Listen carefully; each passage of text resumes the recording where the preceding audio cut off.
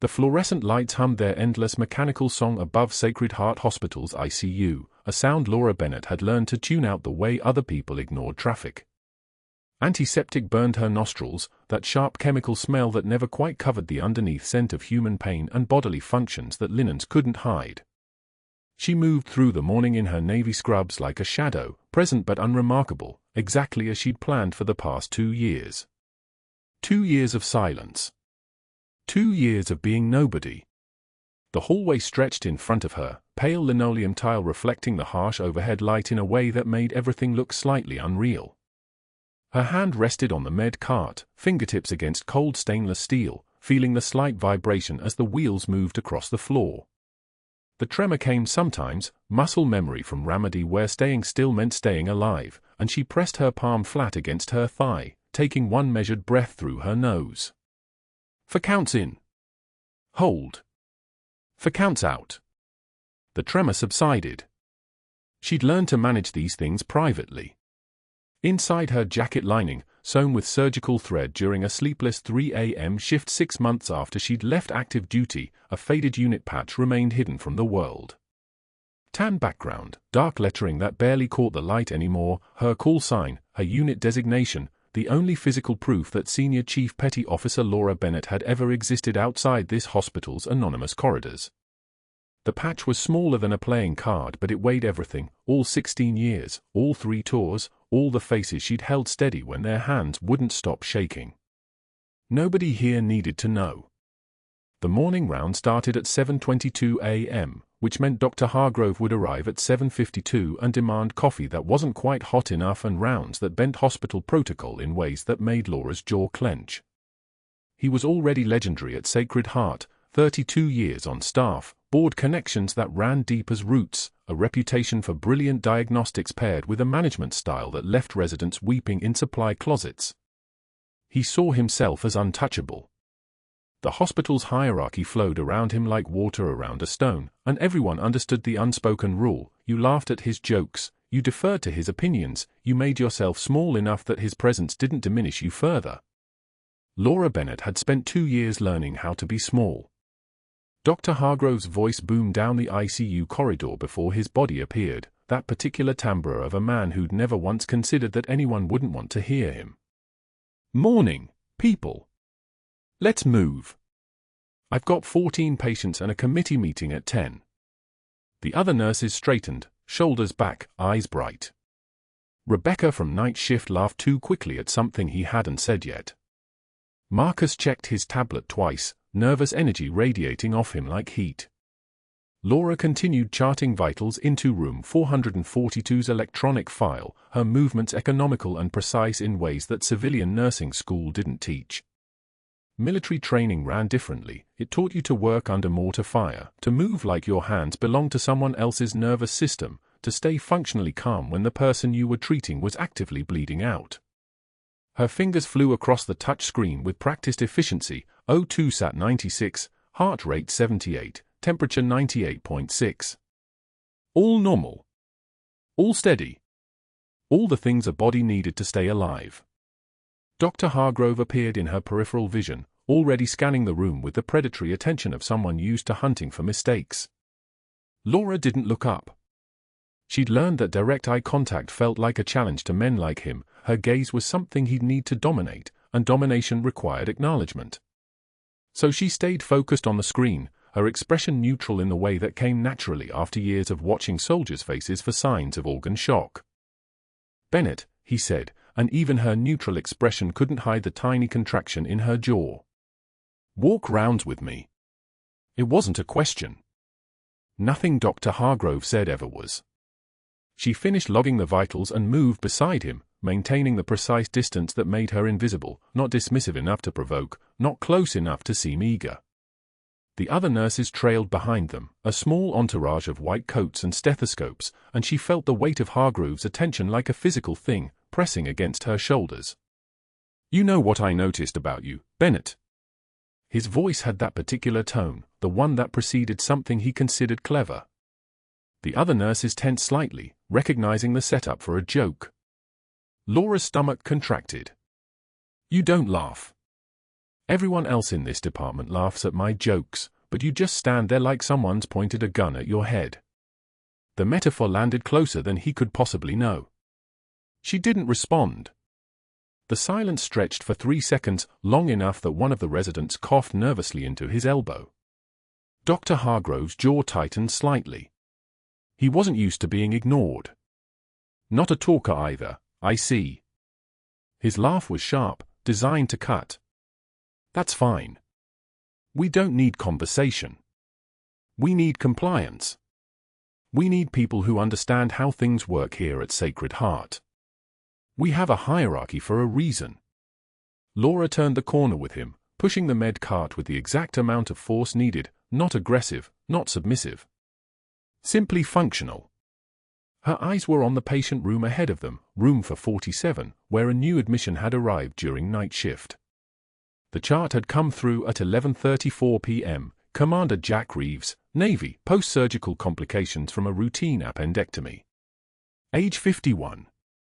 Stable vitals. No immediate red flags. Then she saw his name and her breath caught, just barely, just for a moment, just enough that her lungs seized and her fingers pressed slightly harder against the med cart's handle. She knew exactly who Commander Jack Reeves was.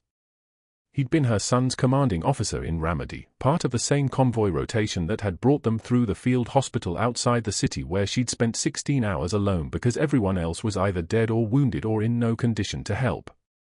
Reeves had come through with 3 of his men, one of them bleeding out from an IED fragment that had caught him in the femoral artery. Laura had run a field tourniquet, started 2 full lines with whatever fluid she had left, and talked that young man through 6 hours of waiting for medevac while monitoring Commander Reeves's own shoulder wound, clean through and through, painful but survivable, though the infection risk in that environment was astronomical. He'd told her she'd saved his life. He'd meant saved his men. She'd never expected to see him again. Certainly not walking into her hospital in Houston, where she'd built this careful anonymous life away from everyone who'd ever known her as anything other than a nurse who showed up on time and did her job without complaint. Dr. Hargrove pushed into room for 47 without knocking, and Laura followed behind the entourage, her heart moving at a rhythm that had nothing to do with the cardiac monitor beeping steadily beside the bed. The man in the hospital bed was older than she remembered, 16 years older, obviously, with grey threading through his dark hair and a particular kind of wariness around his eyes that came from command and deployment and the slow accumulation of decisions that had cost people their lives. Commander Reeves looked up from the television mounted on the wall, and his gaze passed right over Laura without catching on anything. He saw a nurse in navy scrubs, pale and unremarkable, standing at the edge of the room. He didn't see Senior Chief Petty Officer Laura Bennett. He didn't see the woman who'd held his hand while she stitched up his shoulder in a room that smelled like diesel fuel and blood and desperation. He didn't see the legend. Laura felt something in her chest release slightly, a breath she hadn't realized she was holding. Dr. Hargrove began his examination with the brusque efficiency of someone used to having his time respected. He checked the surgical site, asked questions about pain levels, reviewed the discharge instructions with the tone of a man explaining something to a child. Commander Reeves answered politely, using Circe and maintaining the posture of a military man speaking to a civilian authority figure, or trying to, anyway. You could see the effort it cost him to pretend that Hargrove was anyone worth respecting. Laura moved quietly around the room, checking the full line while Hargrove talked. Her hands moved with unusual precision, her fingers working the catheter with the kind of practiced efficiency that came from thousands of procedures across 16 years and 3 tours. The bag was running low, would need a new one in approximately 2 hours. She noted it without writing anything down. Her memory was good that way. Her memory was perfect, actually, which was both a gift and a curse when you'd spent your career in a field hospital that smelled like rust and rain. Your nurse will handle the discharge paperwork, Hargrove said, already turning toward the door. You'll be out of here by tomorrow afternoon if everything stays stable. Try not to overexert yourself. It wasn't advice. It was a command dressed in the language of medicine. Laura continued adjusting the fall line, feeling Commander Reeves watching her with the kind of half attention you gave to background personnel. She worked efficiently, competently, in the way that military training had embedded into her muscle memory so deep that civilian life couldn't erase it. Even after 2 years of deliberately being invisible, her hands remembered how to work under pressure. They remembered how to keep someone alive when everything around you was falling apart. "You're good at that," Commander Reeve said quietly, and her fingers stilled for just a fraction of a second before resuming their work. "Your fall placement is smooth. Most nurses take 3 tries." Laura didn't answer.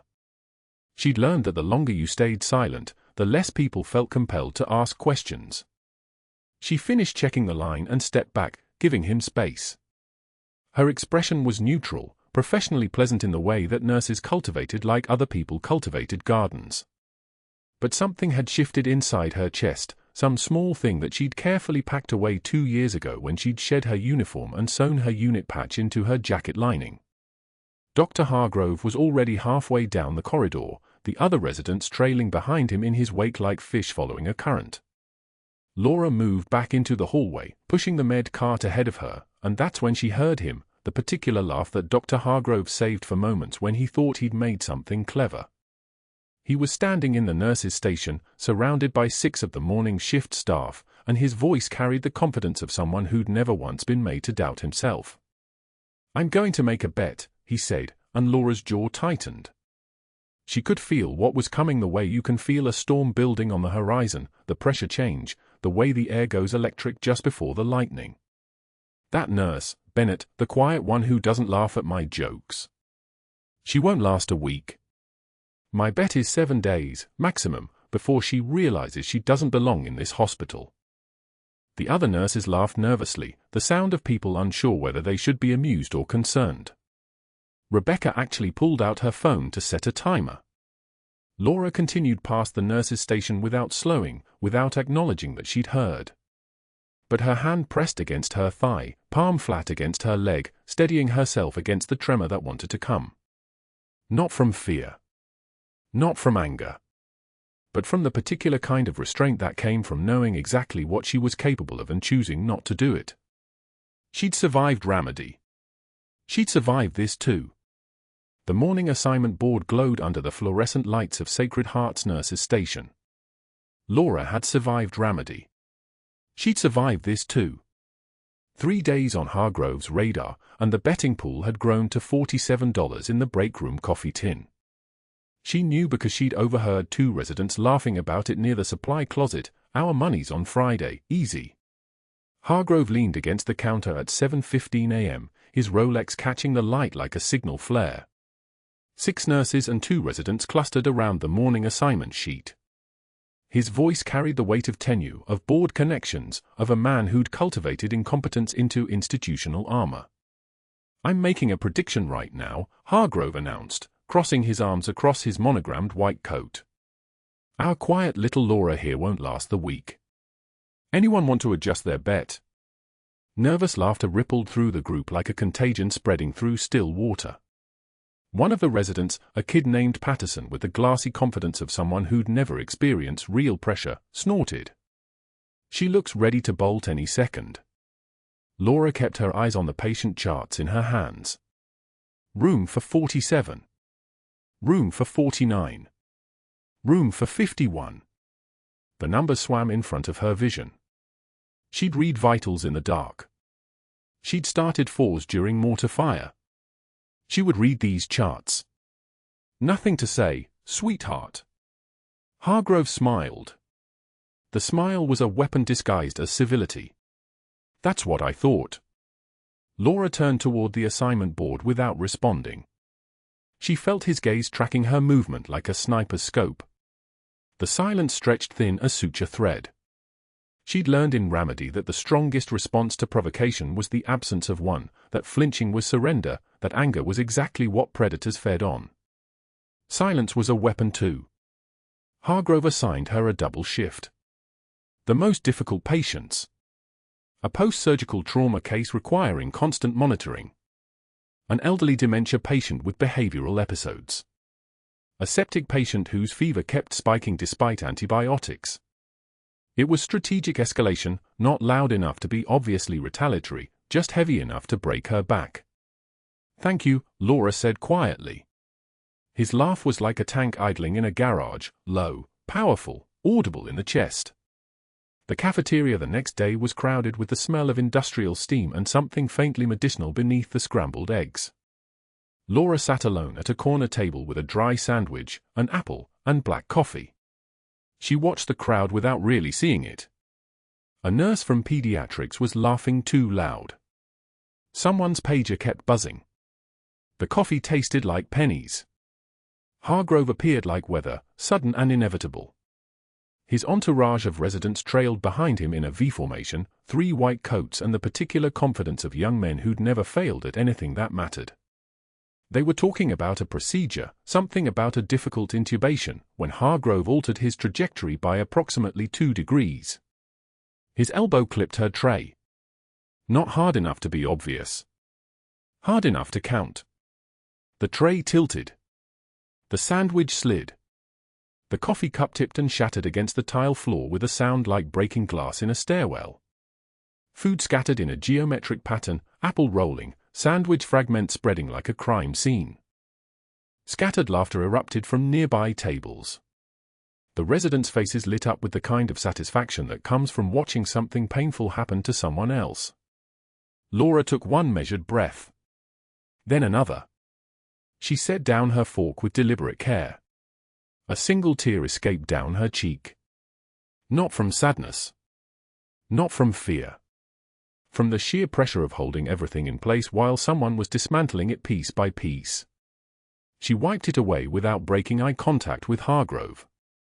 Did not look away. Did not flinch. Did not speak. She bent slowly and began collecting the pieces. A resident's shoe stepped near the broken cup. Then another's.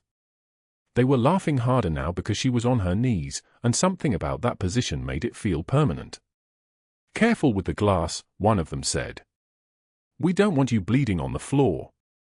The irony was so complete it almost felt like a compliment. Laura finished cleaning the mess. She stood.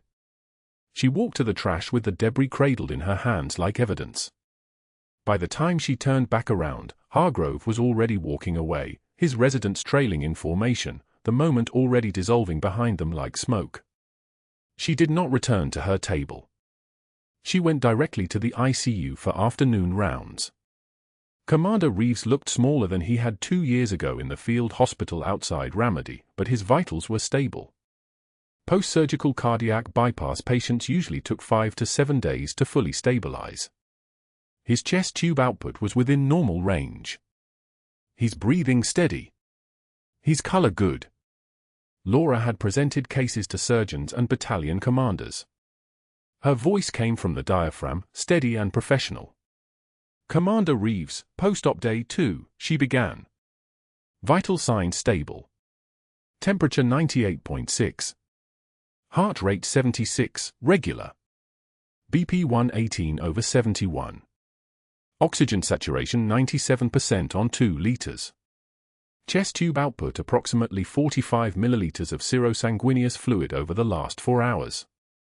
Breath sounds clear bilaterally with normal rise and fall of the chest."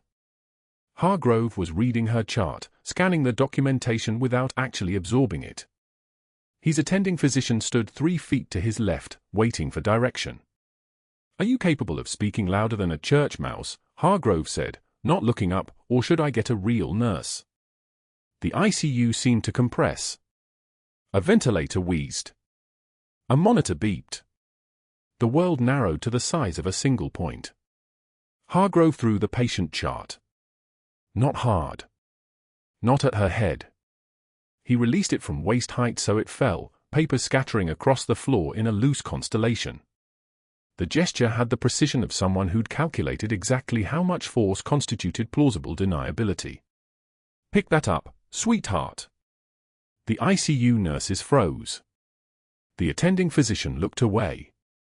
Commander Reeves watched from his bed, his eyes suddenly sharp and alert despite the post-operative haze. Laura took one measured breath. Then another. She bent slowly, and she gathered each page with deliberate care. The chart was thin, 12 pages of patient data, vital sign trends, nursing notes, surgical summary. She held the papers in both hands, alphabetizing them mentally while her fingers moved on their own. A simple task. A humiliation disguised as labor. She stood. When she spoke, her voice came out like cold steel. Like something that had been forged in fire and cooled in ice water and would never bend. "I've carried wounded men twice your weight through gunfire," she said. Each word distinct. Each word a separate sentence. "Your disrespect weighs nothing." The ICU went dead silent. The kind of silence that breaks hearts and ends careers. The ventilator wheezed. A monitor beeped. And nobody moved. Hargrove's face darkened. The color climbed from his neck upward, a physical manifestation of rage he couldn't quite contain. His jaw clenched. His fists curled. "We'll see how long that attitude lasts," he said quietly. But the threat had lost its shape. Something had shifted in the room. The nurses were no longer looking away. The attending physician was staring at Laura with an expression she couldn't quite read. Commander Reeves watched her with the kind of focus that meant he was cataloging details. Laura turned back to her patient, her hand steady, her breathing even. She did not tremble. She did not break. She had already survived the worst. What she didn't know was that in 6 hours, Hargrove would make 3 phone calls that would change everything. That evening, Dr. Hargrove sat behind his mahogany desk with the door closed, the city lights of Houston sprawling below him like tributaries of power he'd cultivated over 43 years. He didn't turn on the overhead lights. He preferred to work in the half-dark of his desk lamp, phone pressed to his ear, voice smooth as surgical suction. Kenneth Sutton answered on the second ring. They'd been fraternity brothers at Rice, back when the world still made sense, back when hierarchy meant something. "Kenny. It's Pierce. I need a favor." The conversation lasted for minutes. Hargrove explained that a new nurse on his service was exhibiting concerning patterns of behavior, a tendency to question protocols, to operate outside her scope, to make decisions that should belong to attending physicians. "She's a liability," he said, letting the implication settle like sediment. "Someone should look into her credentials before she hurts someone." Sutton agreed.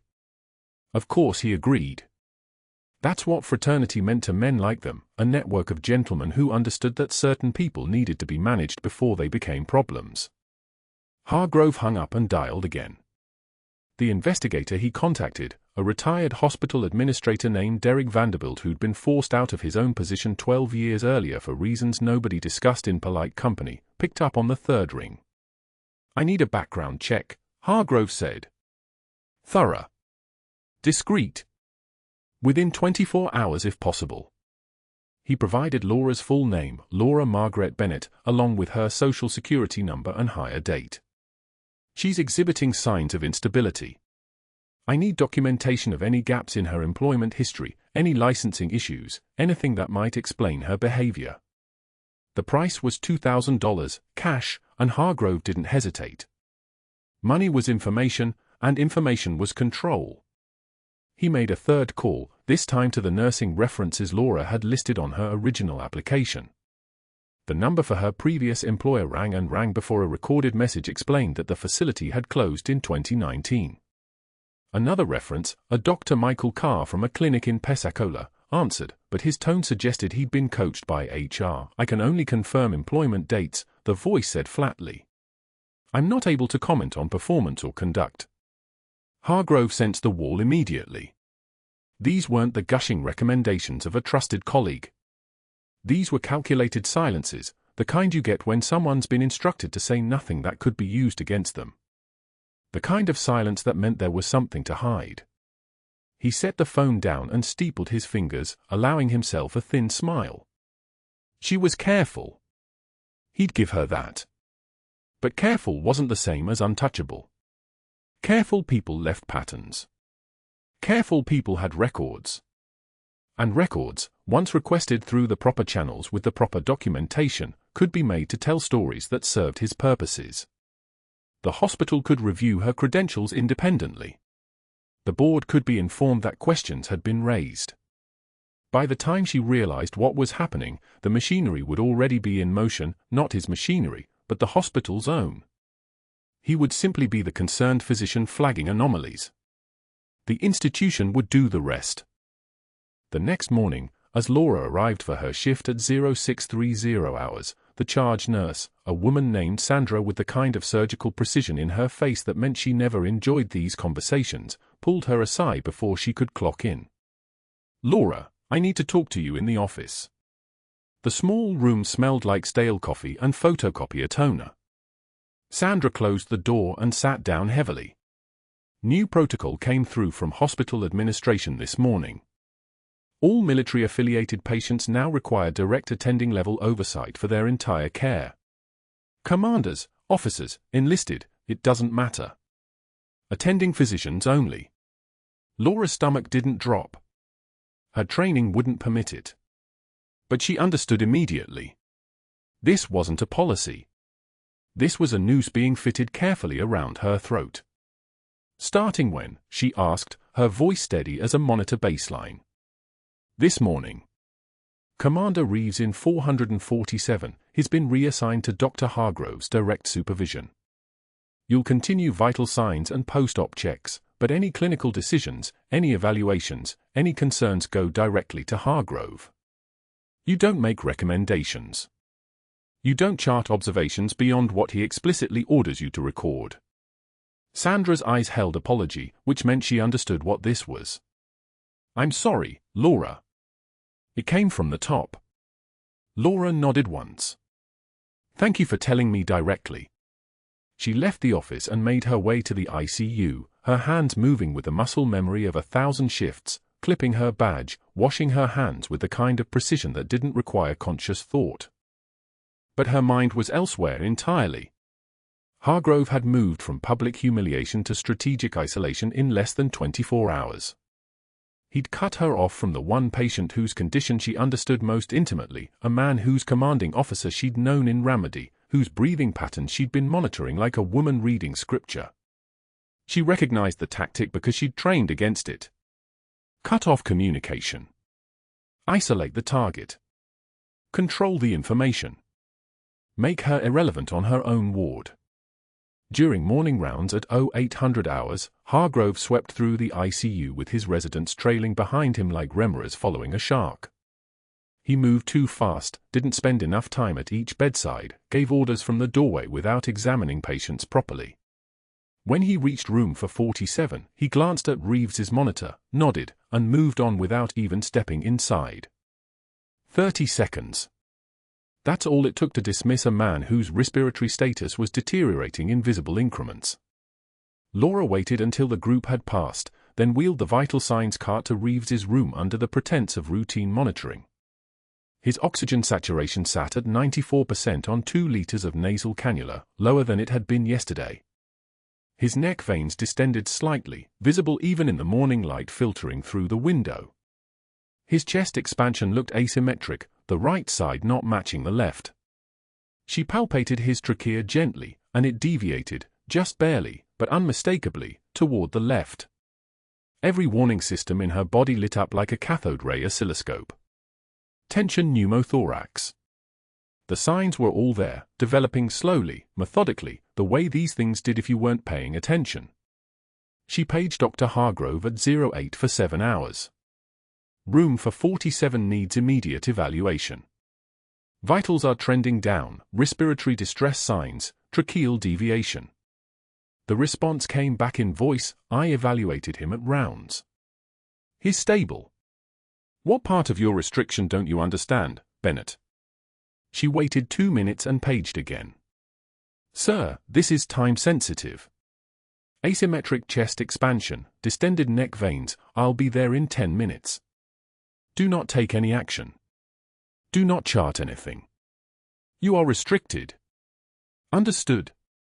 Understood meant nothing. Understood meant watching a patient die while you waited for permission to save him. Understood meant the institutional machinery grinding forward, indifferent to the bodies it crushed. By 09:10 hours, Hargrove had not appeared.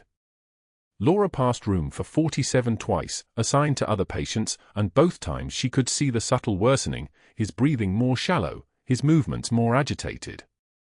She considered the consequences of disobeying a direct order.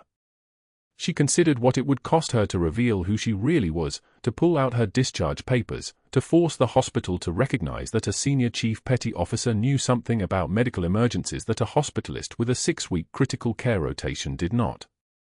She considered calling for help, activating the rapid response team, using the chain of command that existed outside of Hargrove's control. But she also understood that Hargrove was waiting for exactly this, waiting for her to overstep, to exceed her authority, to give him the documentation he needed to have her permanently removed. He'd set the trap perfectly.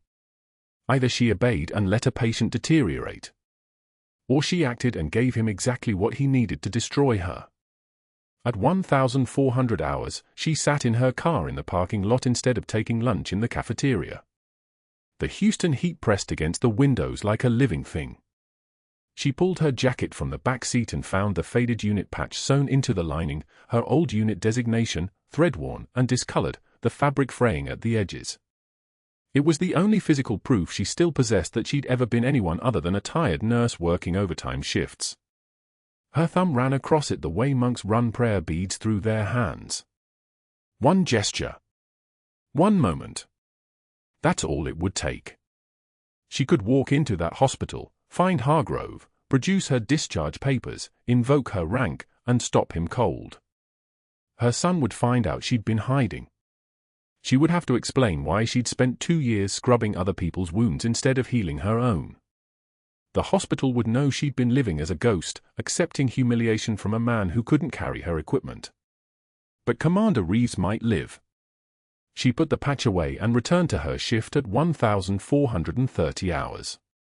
At 1,445 hours, she passed room for 47 and saw Reeves shifting uncomfortably in bed, his breathing labored, his oxygen saturation reading 92% now despite the supplemental oxygen. His skin had taken on the pale, waxy quality of a man whose body was shutting down, rationing oxygen, preparing for something it wouldn't survive. The fluorescent light above his bed hummed with an electric buzz that seemed to mock the sound of his struggling lungs. She went to find Dr. Hargrove in the physician's lounge. He was drinking coffee from a mug that read "World's Best Dad," and something in that detail made her understand exactly how far he'd fallen, how completely he'd constructed a life that required him to believe his own mythology. "Commander Reeves is crashing," she said. The words came out flat, informational. His O2 sat is 92. Respiratory rate 42. Trachea deviated. He needs a chest X-ray at minimum. Probably needs decompression. Hargrove set down his coffee with deliberate slowness. Your restriction means your medical opinions are no longer relevant to patient care. You will take vital signs. You will record what I order you to record. You will not make clinical assessments. You will not make recommendations. And you will not speak to me again about this patient unless I initiate the conversation. Is that abundantly clear? She didn't respond. She turned and walked back to the ICU. The sound of Reeves's labored breathing reached the hallway from his room, a wet, rattling wheeze that meant his lungs were starting to collapse.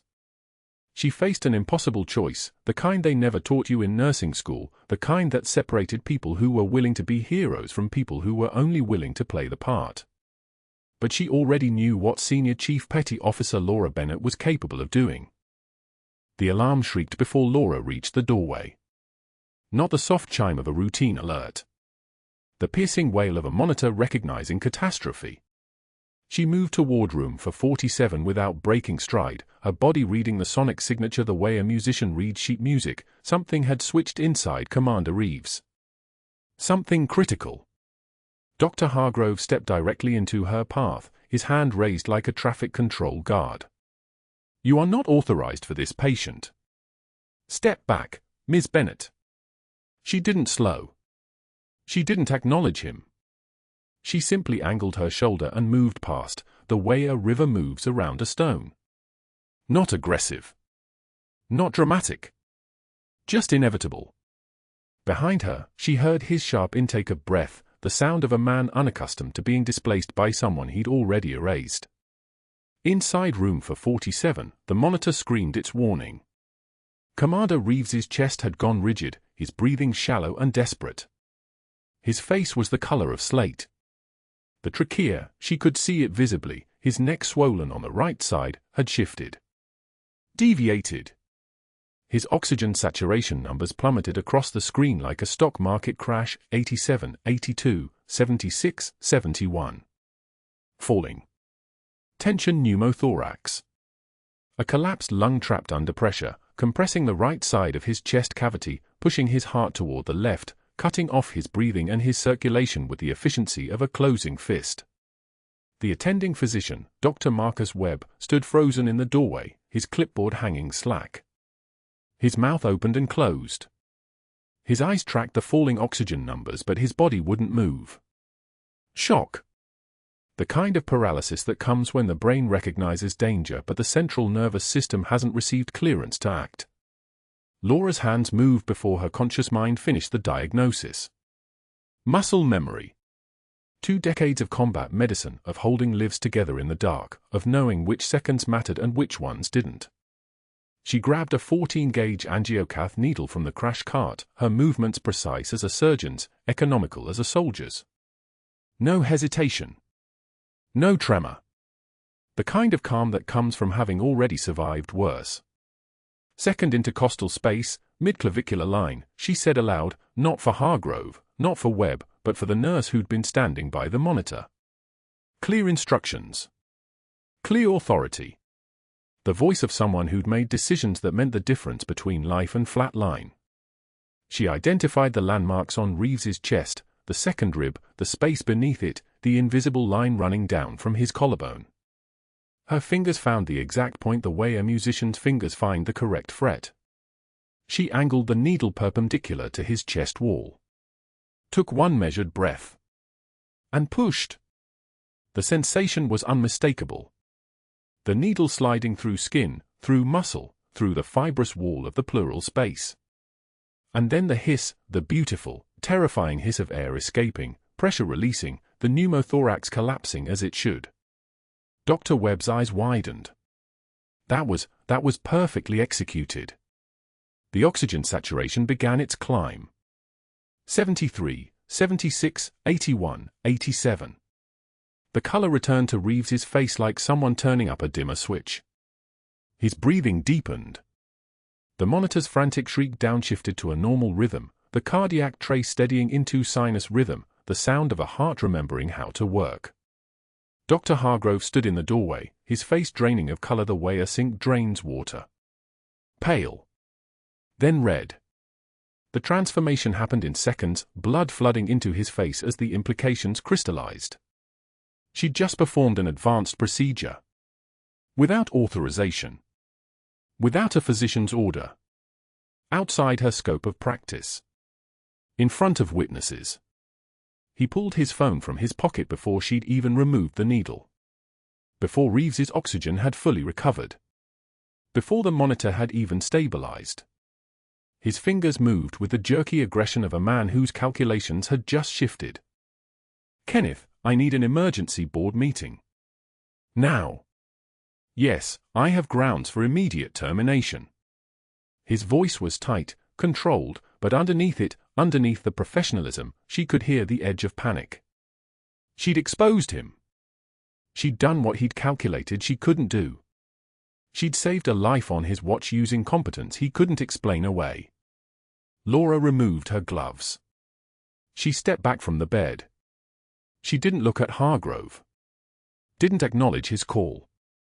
Didn't do anything except ensure that Reeves's vitals were stable and that the crash cart was properly restocked. The movements of a nurse finishing her work. The movements of someone who understood that everything had changed and nothing had changed at all. For hours later, she sat in a windowless conference room on the 3rd floor of Sacred Heart's administrative wing. The table was polished mahogany. The lighting was fluorescent and clinical. 3 board members sat across from her, men whose names she'd seen on building plaques, whose reputations preceded them like air pressure preceding a storm. Hargrove had cultivated these relationships through 3 decades of carefully managed connections, favors traded, rounds of golf, strategic donations to their favorite charities. An outside investigator sat beside them, a woman with grey blonde hair and a folder thick enough to be a manuscript. Laura recognized the tactic. External investigator meant the board had already decided. Means they wanted documentation that would hold up if Laura decided to fight back legally. Ms. Bennett, we've reviewed your employment file. The investigator's voice was flat, professional, the instrument of a system designed to protect institutions rather than people. There are several discrepancies in your initial application. Your references are vague. Your previous employer information is incomplete. You list military service, but the dates don't align with certain gaps in your employment history. It was meticulous work. Hargrove had done his research. Had called the number she'd provided, old friends from the service who'd agreed to keep her location quiet, who'd answered questions in monosyllables, who'd been deliberately vague because that's what you did when someone you'd served with needed to disappear. More importantly, the investigator continued, we have documentation that you performed a needle decompression procedure this afternoon without proper authorization. This is a procedure requiring physician training. You are a registered nurse. What you did was beyond your scope of practice. She saved Commander Reeves's life, Dr. Webb said. He'd been brought into this meeting, forced to sit beside Hargrove like a witness to execution. His voice carried the helpless tone of someone who knew the truth but understood the system had already decided. That may be, the investigator said, but procedures must follow protocol. Scope of practice exists for patient safety. If we allow unauthorized procedures, we open the hospital to liability, to lawsuits, to regulatory action. The logic was perfect. The logic was murder. It was the kind of institutional reasoning that protected doctors and destroyed nurses who stepped outside the boundaries others had drawn around them. Hargrove sat quietly through all of it, his hands folded on the table. He didn't have to say much. The system was already doing his work for him. The documentation spoke. The protocol spoke. The hierarchy spoke. The vote took 7 minutes. Termination for gross insubordination and practicing outside scope of practice. Credentials revoked pending investigation. The investigation would take months. By then, she'd already be gone from Sacred Heart's employment database, already be flagged in the nursing registry, already be toxic to any hospital administrator who wanted to avoid complications. 2 security guards, young men she recognized from the lobby, men she'd probably passed 100 times in the cafeteria, escorted her through the hospital. Not roughly. Not with any drama. Just with the quiet authority of people following protocol. Her badge went into a bin. Her access card got cut in half with the finality of a guillotine blade. The Houston heat hit her as she walked through the automatic doors. Humidity wrapping around her like a wet towel. The sky was the color of concrete.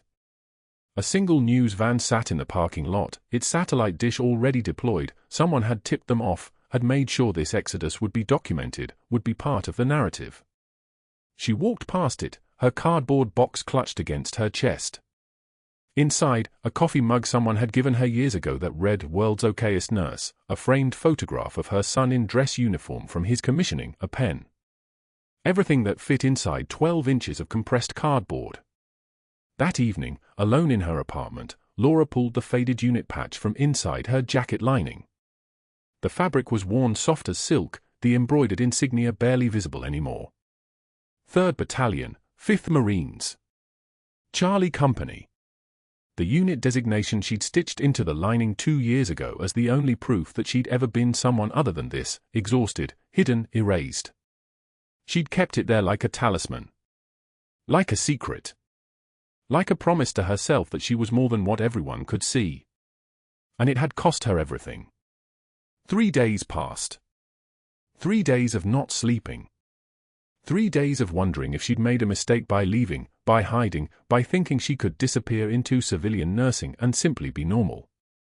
3 days of watching the apartment walls contract and expand with her breathing, the way panic attacks worked in the dark hours before dawn. The 4th morning, she walked into the VA hospital in downtown Houston. Not as a provider. Not as a nurse with credentials and authority. As a patient.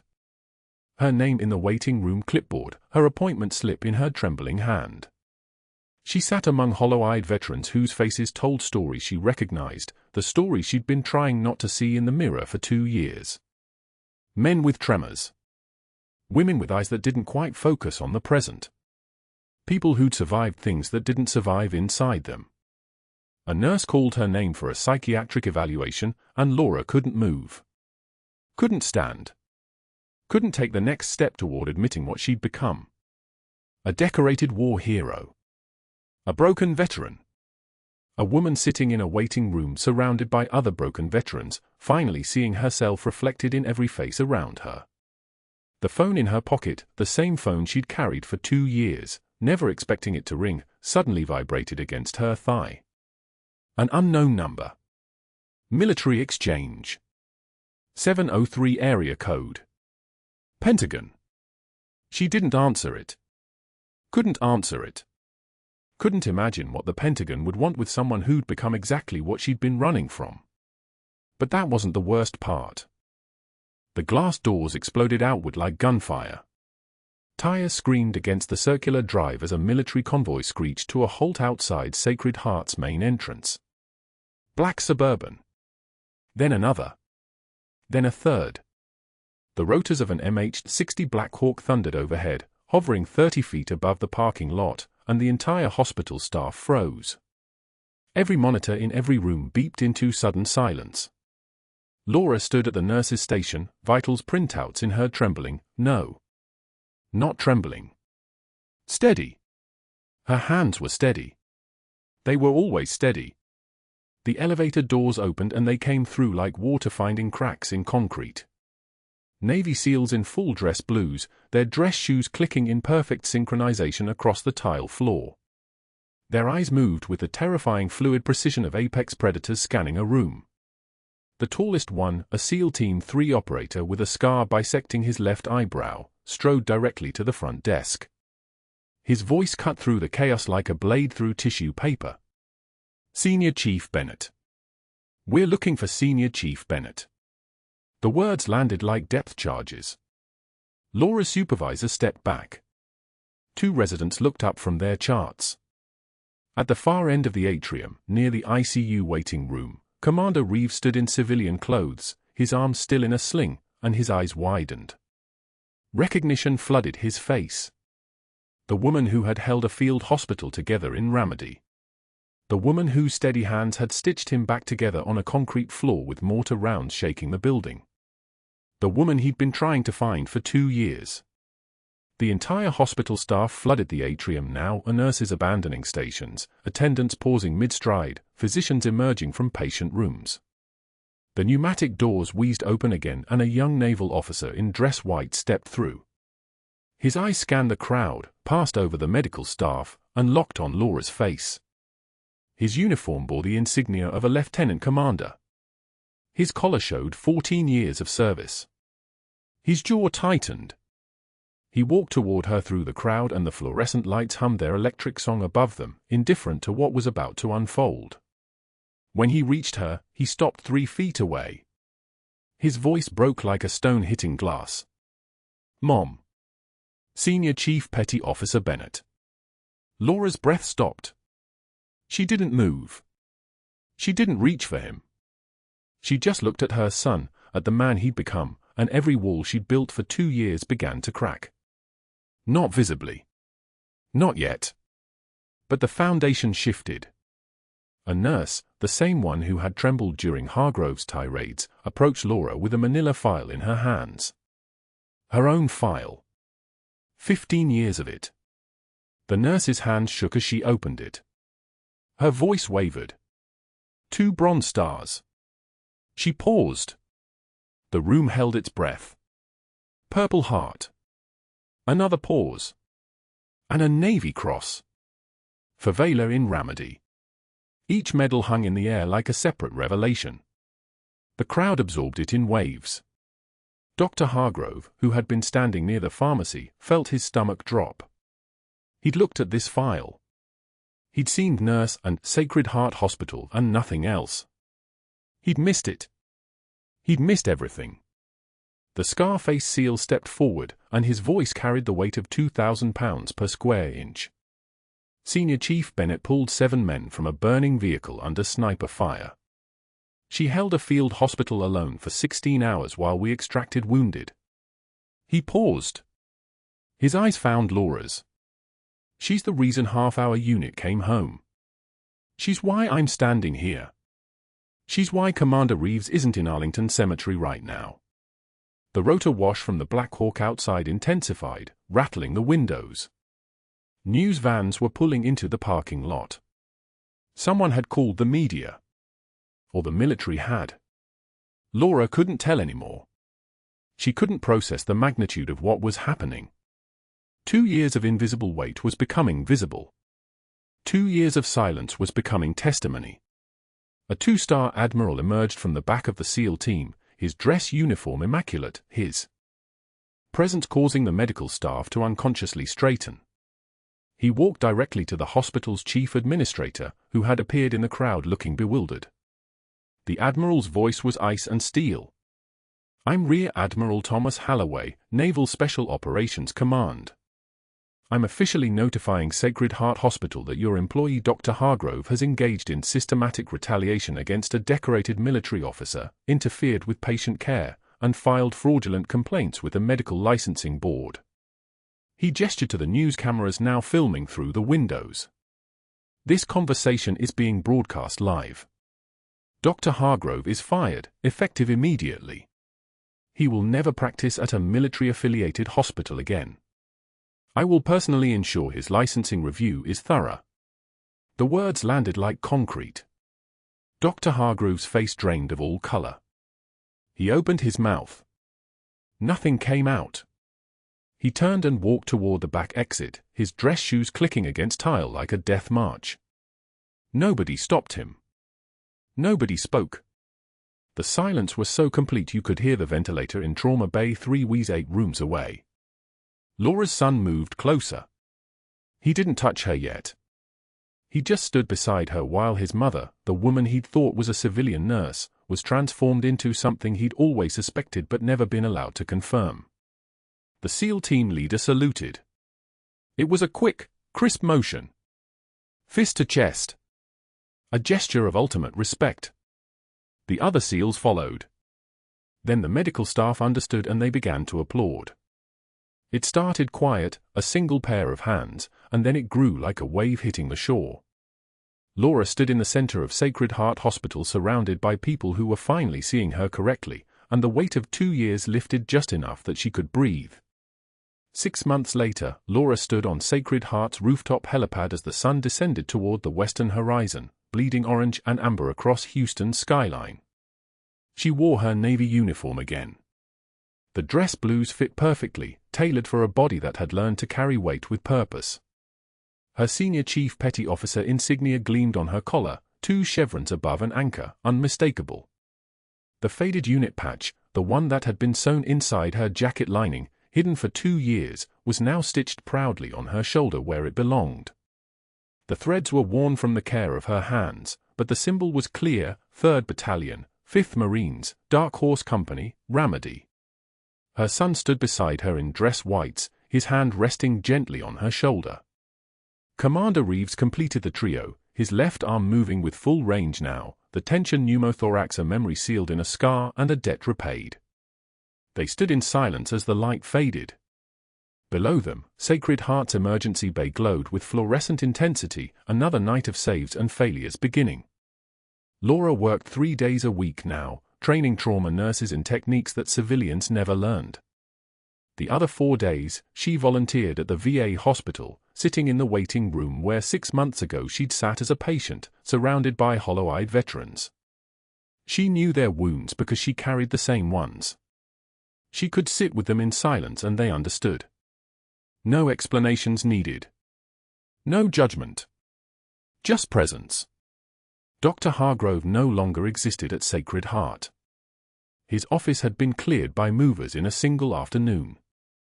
His name was removed from the directory. His parking space was reassigned. The residents he'd mentored scattered to other departments like birds abandoning a poisoned nest. He'd applied to 17 hospitals. None had responded. His network of favors, cultivated over decades, had evaporated like morning dew. 1 month after the Admiral's announcement, a former colleague from pathology spotted him at a community college in northwest Houston, teaching CPR certification. He wore a wrinkled polo shirt instead of a white coat. His students were bored high school students fulfilling health class requirements. When he demonstrated chest compressions on a plastic dummy, someone in the back row scrolled through their phone without consequence. He earned $7 an hour. Nobody deferred to his expertise. Nobody asked his opinion. The hierarchy he'd spent 30 years weaponizing meant nothing to teenagers who would never remember his name. Laura pulled the unit patch between her thumb and forefinger, feeling the worn threads, each one a memory. Her son asked quietly, "Any regrets, Mom?" She took one measured breath, the way she'd done 1,000 times in operating rooms and field hospitals and patient rooms. "I regret hiding. I regret thinking my wounds made me weak. I don't regret choosing to heal on my own terms." The sun dipped below the horizon. The last light faded from gold to deep purple to black. Somewhere below, in that community college classroom, a man who used to command operating rooms demonstrated CPR to indifferent teenagers. On the rooftop, Laura watched the darkness fall over Houston and felt something she hadn't felt in 2 years, peace. She turned to her son and Commander Reeves, and her voice carried the weight of conviction earned through fire. "You do not need a badge or a gun to be a warrior. Sometimes the bravest thing is admitting you need to heal." They stood together as the city lights flickered to life below them, 3 warriors who'd learned that surviving the battlefield was only the beginning. The real victory was choosing to live after you'd already died. Have you ever been underestimated by a boss or coworker who didn't know your true value? Let me know in the comments. And if you haven't already, subscribe to the Code Whisperers and hit the notification bell so you never miss a story about the quiet strength that changes everything.